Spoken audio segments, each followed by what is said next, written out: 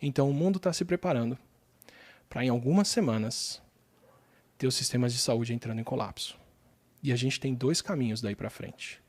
A gente tem o caminho da mitigação, porque felizmente não fazer nada está fora de questão e todos os países estão se movendo. E a gente tem o cenário da supressão. O cenário da mitigação, se as medidas forem parciais, ainda tem transmissão e eu vou dar para vocês os números. Um cenário de mitigação dos Estados Unidos diz... Não, eu vou dar um número direto para o Brasil.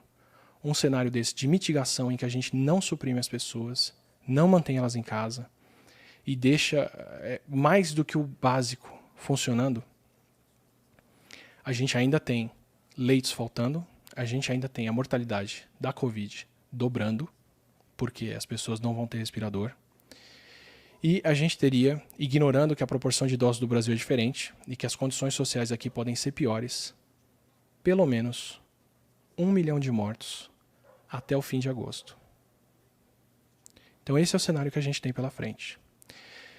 Se a gente instituir, segundo esse estudo, deixo a referência aqui embaixo, fiquem à vontade para ler e destrinchar, como eu disse, isso está orientando a política internacional, isso está orientando a política inglesa, isso está orientando a política de reação americana, isso está orientando todo mundo. A gente tem dois cenários. Se o Brasil só adotar medidas de mitigação, em que a gente restringe a circulação em alguns lugares, fecha algumas coisas, mas não adota um cenário completo, o que a gente vê pela frente aqui é 1 milhão de pessoas mortas, ou mais, até o final de agosto. É isso que a gente pode esperar. E a minha câmera desligou no pior cenário, na pior hora possível, mas eu já vou ligá-la para vocês. Essa é a escolha que a gente vai fazer daqui para frente. Tá? Então, quando alguém discute se é uma doença leve ou não, se a gente deveria parar ou não, se o comércio deveria parar ou não, se as coisas deveriam acontecer ou não, entenda que é isso que a gente está discutindo. É se a gente quer milhares ou milhões de mortos. Isso é uma decisão que todos os países vão ter que tomar. E isso é uma decisão que o governo brasileiro está ciente de que temos que tomar. Quando a gente começa a construir leitos de hospital dessa forma, em todos os lugares, e quando a gente começa a falar que em abril a gente deve ter o colapso do sistema de saúde. Então, por favor, não fique contando com curas, com gargarejo, com bochecho, com qualquer ritual para não pegar o coronavírus.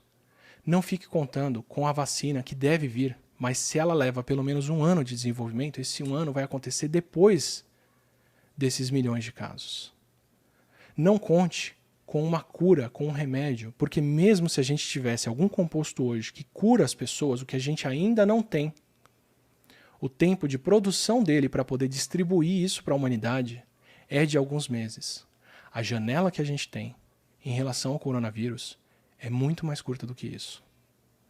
Então, eu construí essa reputação, eu conversei com vocês aqui, até agora, até hoje, para chegar nesse ponto e poder falar para vocês que esses são os números que a gente tem.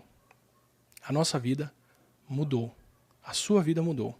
Você tem mais 1 semana ou 2, no máximo, de normalidade na sua cidade. Se você está em São Paulo, você tem menos tempo do que isso. Daqui para frente, a gente não pode mais sair na rua, a gente não pode mais circular, a gente tem que evitar ao máximo o contato físico com outras pessoas, porque o coronavírus passa pelo ar e ele passa muito bem. E quando você tem um número de casos tão grande, é só o isolamento e a distância física que impede esse vírus de ser transmitido. Então, daqui para frente, saiba disso. A gente tem mitigação ou supressão. Se nenhum dos dois estiverem sendo tomados na sua cidade, isso é uma loucura. Se a mitigação estiver sendo tomada para manter parte da economia girando, para manter parte das coisas funcionando, porque pode ser perigoso e porque pode levar a uma perda de trabalhos, saiba que isso envolve milhares de vidas na sua cidade.